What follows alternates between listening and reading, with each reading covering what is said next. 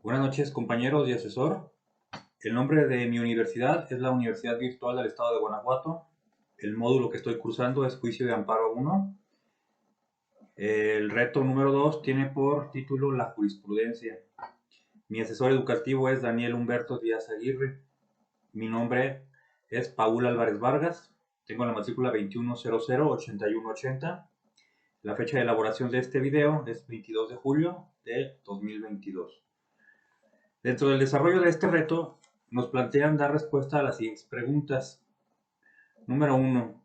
Respecto al caso número 1, señala qué método de integración, reiteración, contradicción de criterios o precedentes obligatorios se utilizó para la creación de dicha jurisprudencia.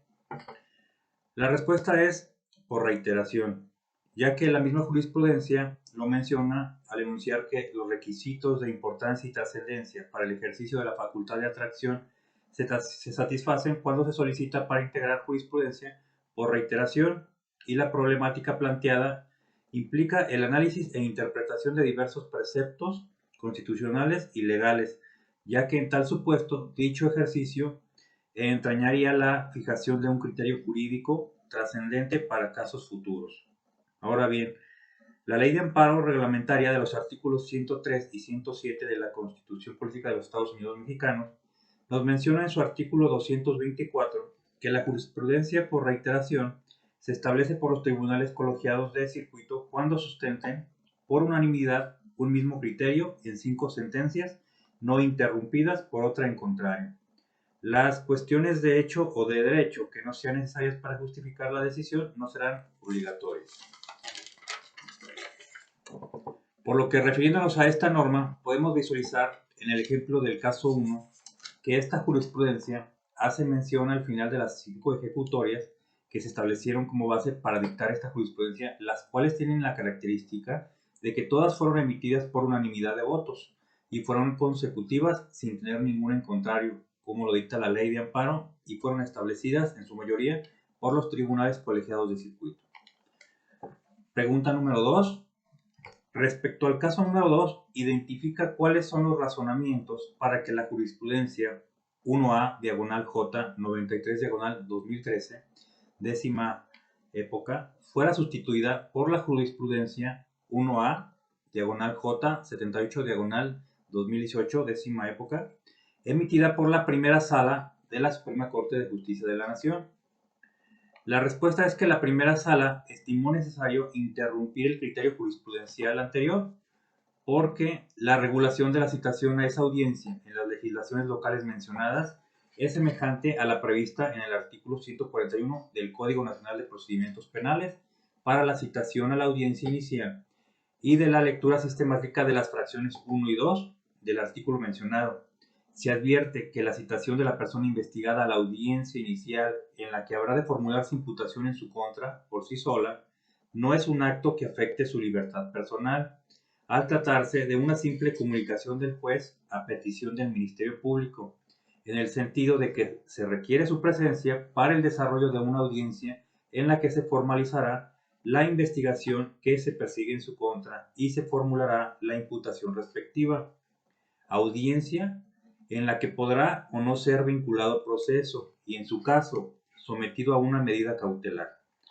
No obsta a lo anterior el hecho de que, conforme a la fracción 2 del precepto citado, en caso de no comparecer injustificadamente, pueda ordenarse su comparecencia forzosa, pues ello es un acto futuro de la realización incierta al estar condicionado a que el citado no asista, sin justificación, y el representante social solicite que se ordene su comparecencia mediante la fuerza pública, por lo que ese acto de comunicación como tal no incide en la libertad personal del citado. De ahí que, contra el auto que ordena la citación del investigado a la audiencia inicial, es improcedente al juicio de amparo indirecto, pues se trata de un acto judicial fuera de juicio y no afecta la libertad personal del quejoso, conforme el artículo 107, fracción 4 de la Ley de Amparo. Esta jurisprudencia se fundamenta en el párrafo primero del artículo 94 de la Constitución Política de los Estados Unidos Mexicanos, donde dispone que la ley fijará los términos en que sea obligatoria la jurisprudencia que establezcan los tribunales del Poder Judicial de la Federación y los plenos de circuito sobre la interpretación de la Constitución y normas generales, así como los requisitos para su interrupción y sustitución. Pregunta número 3. Respecto a los casos 1, 2 y 3, indica en qué época del Semanario Judicial de la Federación fueron publicadas las jurisprudencias. El caso número 1 fue publicado en la novena época en el Semanario Judicial de la Federación y su Gaceta. El caso número 2 fue publicado en la 10ª época en la Gaceta del Semanario Judicial de la Federación. Y el caso número 3 fue publicado en la novena época en el Semanario Judicial de la Federación y su Gaceta. Pregunta número 4. En el caso número 3, señala para qué autoridades es obligatoria la aplicación de dicha jurisprudencia. La respuesta es que cuando la jurisprudencia establecida por la Suprema Corte de Justicia de la Nación, funcionando en pleno o en salas, es obligatoria para los plenos de circuito, los tribunales colegiados y unitarios de circuito, los juzgados de distrito, los tribunales militares y judiciales del orden común de los estados y del Distrito Federal, hoy Ciudad de México, y tribunales administrativos y del trabajo locales o federales. También fundamentada en el artículo 222 de la Ley de Amparo Reglamentaria de los artículos 103 y 107 de la Constitución Política de los Estados Unidos Mexicanos, que menciona: las razones que justifiquen las decisiones contenidas en las sentencias que dicta el Pleno de la Suprema Corte de Justicia de la Nación constituyen precedentes obligatorios para todas las autoridades jurisdiccionales de la Federación y de las entidades federativas cuando sean tomadas por mayoría de 8 votos. Pregunta número 5. En el caso número 1, identifica si se cumple con el requisito establecido en el artículo 223 de la Ley de Amparo respecto a los votos que deben emitirse para su aprobación. Primero, enunciemos qué nos dice el artículo 223 de la Ley de Amparo. Las razones que justifiquen las decisiones contenidas en las sentencias que dicten las salas de la Suprema Corte de Justicia de la Nación constituyen precedentes obligatorios para todas las autoridades jurisdiccionales de la Federación y de las entidades federativas, cuando sean tomadas por mayoría de 4 votos.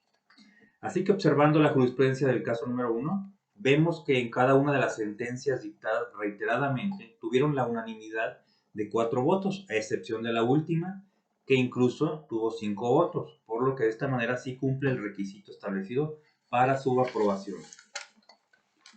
Como cierre o conclusión, dando la importancia y utilidad de la jurisprudencia, pues aclaremos que primero tenemos que entender que las normas jurídicas establecidas en las diferentes legislaciones son obligatorias, dado que ya se realizó un proceso legislativo para poner en vigencia ciertas normas. Sin embargo, sabemos que seguimos evolucionando como sociedad y que cada vez nos encontramos en casos que pudieran generar dudas en cuanto a la aplicación de la ley. Por eso la jurisprudencia es la interpretación que se hace de la ley y la cual es obligatoria, toda vez que se emite a raíz de ciertas lagunas o criterios en contradicción que permitirá tener más claro cómo esta aplicación de las normas jurídicas. Reflexionemos y recordemos que la jurisprudencia también es una fuente de derecho. Gracias.